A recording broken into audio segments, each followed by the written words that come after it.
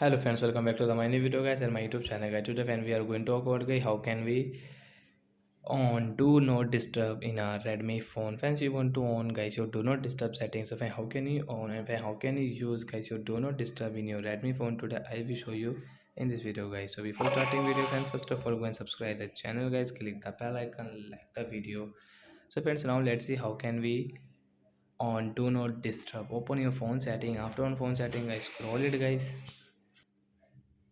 So once you can see sound and vibration guys, we will tap here and again scroll it. Once you can see guys your do not disturb setting guys. So there will be no reminder for incoming call and notification. So we will on from here. So as you can see this notification and do not disturb mode will on in our Redmi phone. And friends you can this moon icon on your screen your do not disturb mode. So like that guys you can on your do not disturb in your Redmi phone. So that's it guys. Thanks for watching the video guys. We will meet on next video with new topic. Bye guys.